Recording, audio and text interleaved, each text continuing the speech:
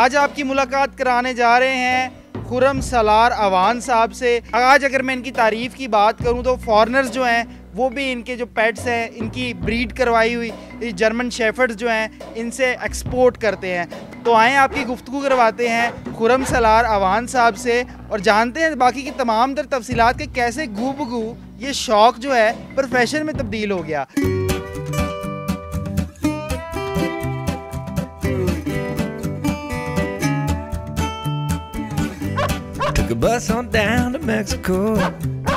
एक German shepherd basically बहुत ज़्यादा खूबसूरत ब्रीड भी है, खूनखार भी समझा जाता है कुछ, और सेम टाइम पे ये आपके लिए प्रोटेक्टिव भी बहुत ज़्यादा होती है। तो बच्चों को इससे कोई मसला नहीं होता, इतनी समझदार है, सेंसिबल है। तो गूगल भी करके देख लें। इस वक्त दुनिया पूरी के बीच में अगर गोरों के अंदर भी जहाँ पर बहुत ज़्यादा ब्रीड्स रखी जाती हैं, ट्रेन किए जाते हैं और बड़ा उनसे फ़ायदा लिया जाता है, उस सब होने के बावजूद बड़े बड़े सेटअप्स हैं, तो उसके बावजूद भी जितनी ज़्यादा जर्मन शेफर्ड को उनके यहाँ भी मकबूलियत हासिल है पूरी दुनिया में और कहीं किसी और ब्रीड को नहीं। तो पाकिस्तान में डेफिनेटली जहाँ पर हम लोग खूबसूरती भी मांगते हैं और साथ हम ये भी कहते हैं कि यार वो हमारे बच्चों को कोई ख़तरा ना हो और हमारे पास चलते फिरते बहुत ज़्यादा लीथल या इस तरह की कोई उसकी लुक ना आ रही हो, तो वो जर्मन शेफर्ड के अलावा और कोई ऑप्शन नहीं रहता किसी बंदे का। असल में डॉग्स के साथ तो कनेक्शन पहले से था, बचपन से ही डॉग्स वाले साहब रखते थे और चूँकि हम गांव से ताल्लुक़ रखते हैं तो गांव में तो हर बंदा ही तकरीबन 1-2 डॉग्स रखते हैं घरों में रखवाली के लिए। और फिर वो वाले साहब को शौक़ था, वो फिर करते करते ग्रेजुअली स्विच करते करते तो हम लोग जर्मन शेफर्ड्स तक आए।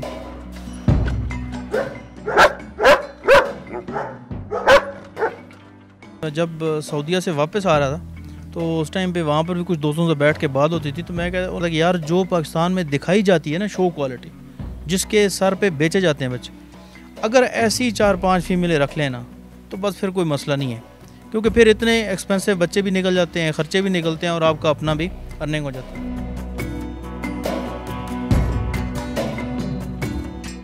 जिस बंदे ने आपको चूना लगाना है, धोखा देना है, अच्छी चीज़ देनी नहीं, दिखाना और देना और है, वो आपको हर किस्म की लीली बिली लगाएगा। लेकिन जिस बंदे के पास क्वालिटी पड़ी हुई है भाई, उसने आपसे पैसे लेने, एक वो अमाउंट लेनी है जो उसने कह दी और उसको उससे नीचे वारा नहीं है। और मैं भी अक्सर कहता हूँ जर्मन शेफर्ड का लॉन्ग कोट का इम्पोर्टेड का बच्चा 2.5 लाख 2 लाख से कम किसी सूरत में किसी ब्रीडर को वारा नहीं है। 40 दिन का बच्चा उससे कम में पड़ता ही नहीं है, क्योंकि ऐसे 200-300 बच्चा नहीं आ रहा होता फीमेल से। 5-7 बच्चे होते हैं लीटर के बीच में, जो हमने साल पूरा उसकी केयर की हुई है, उसके बाद वो बच्चे आए हैं, 7 ही तो 10 आ गए। तो उनके बीच में से ही खर्चे भी निकालने और उनके बीच में अगर क्वालिटी है तो उनके ऊपर भी कुछ पैसे लगे। आज इम्पोर्टेड फीमेल अगर देखें तो वो 15 से 25 लाख 30 लाख के बीच में है। डॉग्स 15 से 20 लाख में लोग लेते हैं। जी लेते हैं, बस जिनको पता है ना वो लेते हैं। मेरी तरह के जिन्होंने पहले 60-70 लगाए, शौक रखते हैं, हाँ 60-70 लगाए, नुकसान हुआ, अच्छे नहीं निकले, फिर उसने 1-1.5 लाख लगाया, फिर अच्छे नहीं निकले, फिर उसने कहा यार अब बस कड़वा घूंट भरते हैं, लेते हैं 2-2.5। अब उसने 2-2.5 लाख वाला लिया, फिर मेहनत भी की और चीज़ बन गई।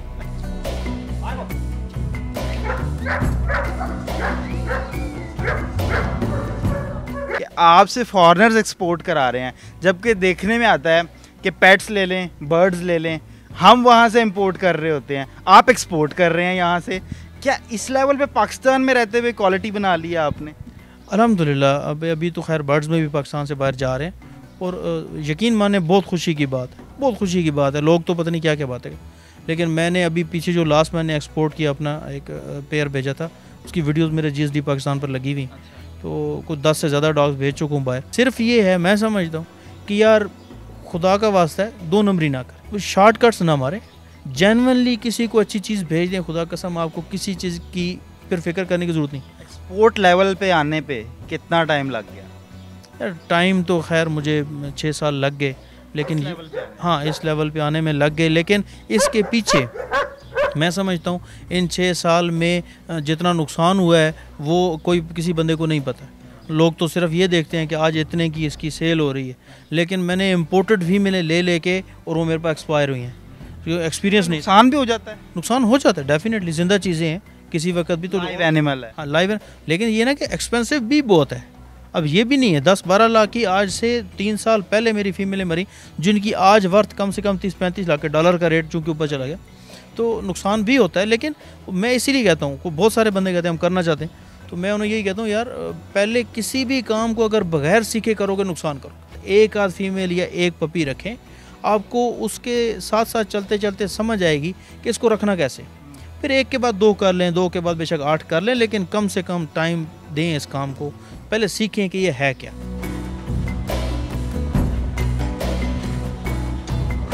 मेडिकेशन कोई भी लाइव स्टॉक हो, लाइव एनिमल्स हैं, बहुत ज़रूरी है।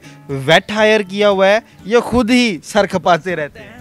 नहीं, पहले तो डेफिनेटली वेट हायर किए हुए थे, और with the passage of time हम सीखते हैं, क्योंकि अब कोर्स वगैरह भी? नहीं, कोर्स तो यही बस ज़िंदगी ने एक्सपेरिमेंट्स। हाँ, ये ऐसे है ना, 1-2 वेट को मंगवाया है, उन्होंने 2-3 डिफरेंट ट्रीटमेंट किए, उनमें से जो एक सही हुआ है वो फिर मैं लिख लेता हूँ, और लिखने की भी ज़रूरत नहीं, याद हो जाता है, क्योंकि उस टाइम पे हमारा बिज़नेस भी है और उससे सबसे बढ़ के शौक़ है, तो इतने हम उसके साथ अटैच होते हैं डॉग के साथ कि यार उसकी तकलीफ़ हमसे नहीं बर्दाश्त होती। तो फिर जब उसके साथ कोई ना कोई दवाई या कोई ना कोई ट्रीटमेंट अच्छा चल जाता है, वो हमें याद होता है। तो वो एक दफ़ा 2 दफ़ा डॉग ज़्यादा हैं, तो वो फिर महीने 2-3 के बीच में किसी और को हो गया, वो हम खुद कर लिया, तो करते करते एक टाइम गुजरा है 8 साल का, 10 साल का, तो उसमें बहुत सारी चीज़ें सीखी हैं, तो वो इतना डॉक्टर की ज़रूरत नहीं पड़ती।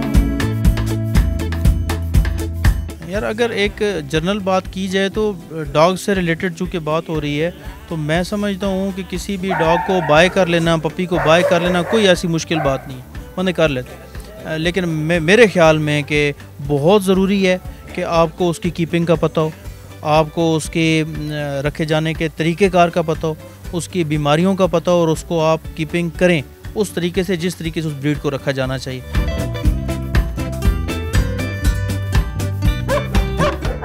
जी बिल्कुल, आपकी गुफ्तगू कराई खुरम सलार अवान साहब से, इंटरनेशनल रिकग्नाइज्ड अगर मैं कहूँ तो एक्सपोर्टर हैं, फॉरेनर्स इनके डॉग्स पाकिस्तान में ब्रीड करवाए हुए एक्सपोर्ट करते हैं, और ये फॉर श्योर पाकिस्तान की इकॉनमी में भी एक अच्छा इजाफा कर रहे हैं अपने प्रोफेशन के ज़रिए। उम्मीद करते हैं आपको ये स्टोरी पसंद आई होगी। इसी के साथ जी अपने मेज़बान रुमेल तारिक गिल को दीजिए इजाज़त, फिर हाजिर होंगे किसी और वीडियो के साथ। तब तक के लिए अल्लाह निगहबान।